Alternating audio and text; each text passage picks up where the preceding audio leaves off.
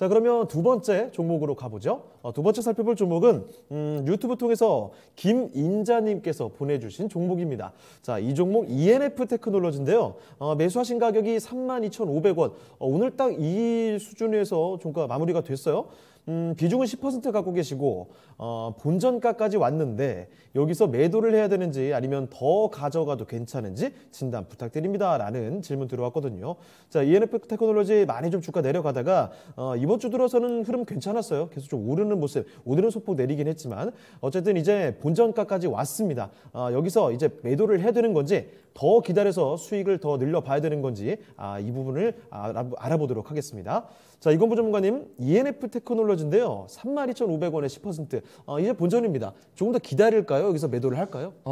일단 이 종목은 계속 봐야 되는 종목이긴 한데 예. 32,500원 가격대는 당분간은 좀 위아래 변동성이 보일 수 있는 가격대라서 비중을 좀 낮췄다가 다시 한번 저가 매수를 준비하는 게 어떨까라는 생각은 듭니다.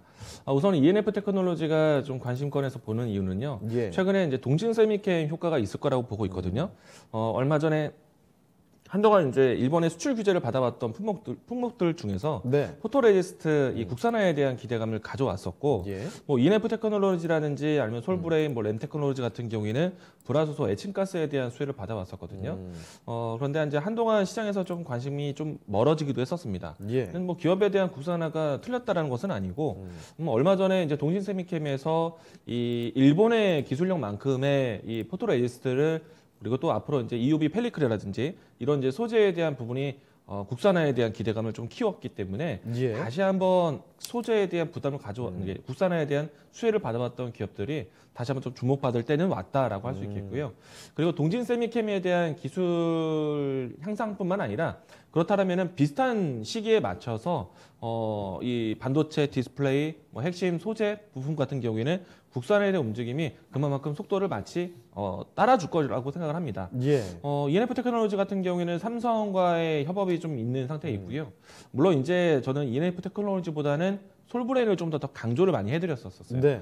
왜냐하면은 아무래도 이 전반적으로 이와 같은 신소재, 새로운 소재에 대한 시장은 결국에는 그 산업이 본격적으로 커져야 되거든요. 예. 그러면은 ENF 테크놀로지가 기존에 있었던 저순도에 대한 불화수소 시장은 탄탄하지만 네. 고순도에 대한 이제 불화수소 개발 능력과 그리고 고순도에 대한 사용이 늘어날 수 있는 시기는 EV 공정이 본격적으로 더 커질 때, 예. 물론 이제 삼성전자는 이쪽에 투자를 정말 공격적으로 합니다. 그리고 SK하이닉스도 이쪽에서 장비 도입을 할 것이고, 그리고 이제 시장이 더 커질 것을 전망하고 있는데, 예. 그 시간까지는 조금 더 필요할 거라는 생각이에요. 그래서 이제 주가에 대해서는 아직은 조금 더 가격 조정이 필요하지 않을까. 그러니까 보시게 되면은 차트를 봤을 때, 예. 지금 올라온 가격대가 딱 매수가라서 사실은 조금은 아쉽다라는 생각은 들어요. 네. 왜냐면은 이 종목이 내일부터 바로 올라타는 종목은 아닌데, 네. 근데 이 종목은 저점을 돌아서는 건 맞는데, 그래서 이제 예상을 해보면 네. 좀 물려 있다가 올라왔다는 평가이시기 때문에 조금 낮은 기회에서 매수할 수 있는 기회가 있지 않을까. 조금 더 라는 밑에서 생각. 잡았으면 더 좋았을 텐데. 네네네. 일단 동신세미케에 대한 효과는 봐야 됩니다. 예. 동신세미케 같은 경우에는 대부분의 종목들이 이 일본의 수출 규제에 의해서 수혜받았던 종목들이 크게 올랐었고, 그리고 올해 상반기, 하반기 때까지 좀 지지부진한 모습들 보여주기도 했었거든요. 예. 근데 이번에 이제 이 기술 평가에 대해서 상당히 밸류, 개발 성공을 했다는 거죠. 예. 이 때문에 이제 급등세를 보이는 모습인데, 이런 내용들로 하여금 그동안의 시장에 대한 방향성이 조정을 받았던 수출 규제 관련된 국산화 기업들이 예. 조명을 받을 때가 왔다. 얼마 전에 램테크놀로지도 크게 움직임이 나왔던 거는요. 물론 네. 이제 개별적인 기업의 기술에 대한 논란도 있었지만은 네. 이 기업이 공장 증설에 대한 과정에서 이제 본격적으로 진행하는가 여기에서 포인트를 봤거든요. 예. 캐파 능력을 살펴봤다는 얘기예요. 만약에 이제 계획대로 공장이 증설된다라면은 캐파 능력에 대한 부분들을 정말 크게 평가를 할 것이고요. 네. 근데 물론 이제 다만 이제 주민들과의 이 소송관이 있다 보니까 다시 한번 좀 이제 이 리스크가 좀 발동이 돼서 예. 하락을 하고 있는데 중요한 거는 캐파 능력을 크게 모멘텀하고 있다는 얘기예요. 예. ENF 테크놀로지도 마찬가지로 삼성 그룹과 협업을 하면서 이와 같은 과정을 가지고 있기 때문에 모멘텀에 대한 잠재적인 능력은 상당히 있다.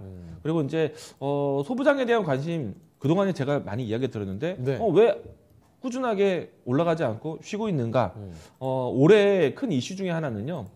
작년까지는 일본의 수출 규제가 계속해서 이어져 오다가 네. 올해 이제 중반에 일본의 수출 규제가 다시 한번 또 좋게 완만하게 해소가 됐습니다. 그러니까 일부의 물량들은 일본의 물량들이 들어오기 시작을 했고요.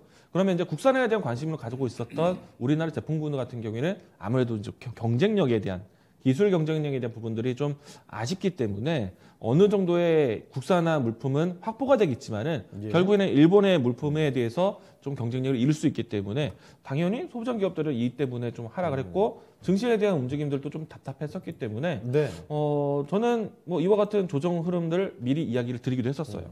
그리고 이제 최근에 와서는 시장에 대한 영향으로 해서 10월달, 11월달 조정은 낙폭과대 인식. 네. 이 라인 때는 ENF 테크놀로지, 동진 세미캠, 솔브레인 뭐 그밖에 다른 소부장 기업들에 대해서는 공짜 자리입니다. 그래서 어느 종목이든지 진입하기 좋았을 텐데요. 예. ENF 테크놀로지 시청자님 같은 경우에는 이 라인대에 대한 상단이 갖고 있다는 말이에요. 그렇죠. 이게 아쉬운 것 같아요.